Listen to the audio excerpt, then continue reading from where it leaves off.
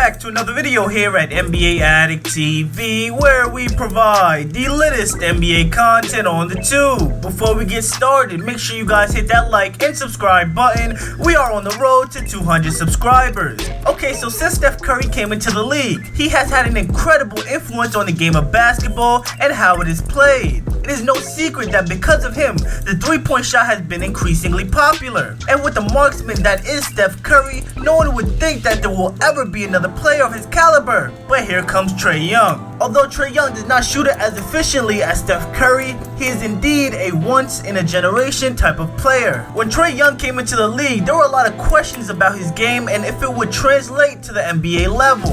Trae is from Norman, Oklahoma and did not play for his high school team until his sophomore year. By his senior season, he was ranked 23rd in the nation, averaging an astounding 42 points per game, 5.8 rebounds per game, 4.1 assists per game on 48 field goal percentage. For any high school player, that is amazing, and he was still slept on. Now, when deciding where to go to college, Trae preferred to stay closer to home, so he became an Oklahoma Sooner. In his time with the Sooners, Trae again gave the basketball world a reason to keep an eye on this young phenom. He averaged 27.4 points, 3.9 rebounds, and 8.7 assists, leading the NCAA in scoring. He made sure his name was known nationwide, so he can no longer be ignored. He was getting early comparisons to Steph Curry, rightly so.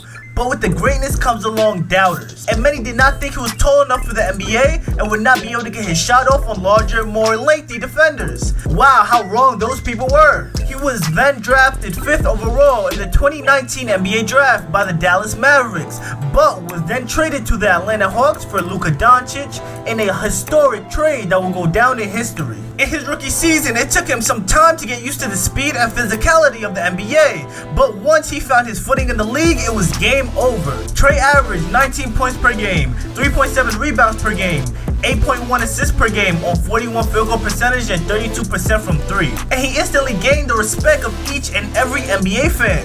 Trae Young was pulling up from Steph Curry range and hitting them shots with ease. And what no one realized is how impressive of a playmaker Trae was. If there wasn't an opportunity for him to score, he will find an open teammate with a dime he would never see coming. Now fast forward to his second year in the league. Young elevated his game to another level. He finished his second season averaging 29.6 points per game, 4.3 rebounds per game, and 9.3 assists per game on 43 field goal percentage and 36% from 3. The elevation of his game has exceeded everyone's expectations. You can't tell me you saw this young superstar coming.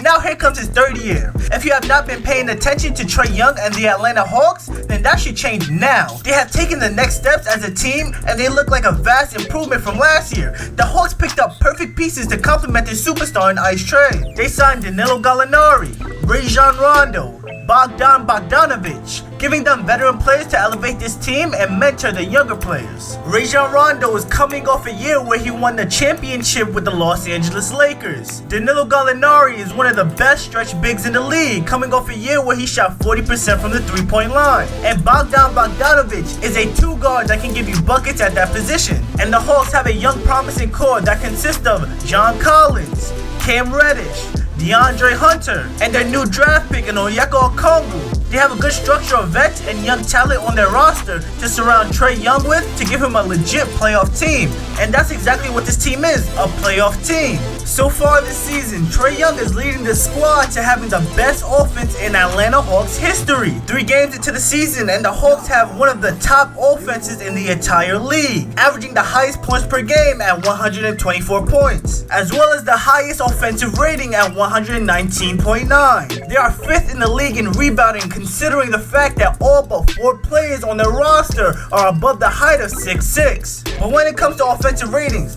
teams like the Lakers, Nets, Mavs, Celtics, Nuggets, Clippers, and even the Bucks don't match up to the offensive arsenal that the Atlanta Hawks have. Although this is a small sample size and I do think things will change through the course of the season, I still believe that the offense is sustainable and the Hawks will continue to get buckets. Although both Trae Young and this team needs to tighten up on defense, I believe with necessary adjustments they will be capable defenders. Maybe not Trae Young, but definitely the rest of this team. But with all the amazing offensive weapons weapons that Trae Young possesses, his defense is the least of their worries for the time being. So far this season, Trae Young is averaging 34 points per game, 4 rebounds per game, 7.3 assists per game, on 53 field goal percentage, and 42% from 3. With that being said, guys, I'll let the numbers speak for themselves. Let me know what you guys think in the comment section, and if you guys believe Trae Young will lead this team to the playoffs this year. I want to know what you guys think. Please comment down below. And that's all for today, NBA Addicts. I hope you guys have a good one, and I'll see y'all next video.